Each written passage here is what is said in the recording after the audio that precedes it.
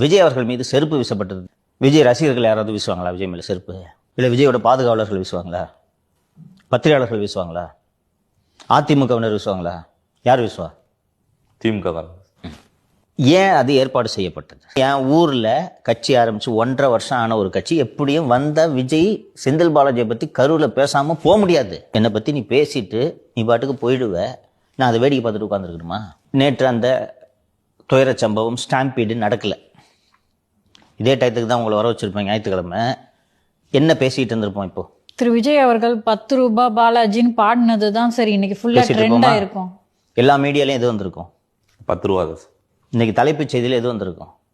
10 ரூபாய் பாடல் பாடி செந்தில் பாலாஜியை விமர்சித்த விஜய் வந்திருக்குமா? இப்போ விஜய் மேல செருப்பு வச்சுட்டாங்க, பற்றுச்சு.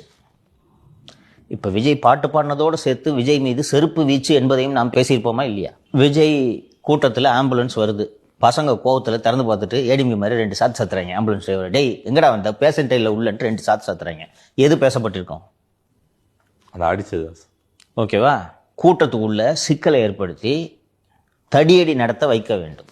ஓகேவா? அங்கே இருக்கிற கரூர் மாவட்டத்தில் வேலை செய்கிற கான்ஸ்டபிள் இருந்து எஸ்பி வரை அத்தனை பேரும் செந்தில் பாலாஜிக்காக வேலை செய்பவர்கள், மக்களுக்காக இல்லை.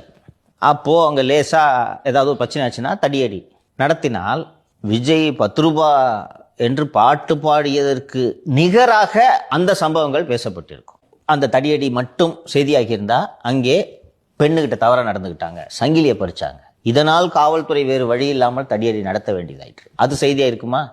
இதுதான் பிளான்.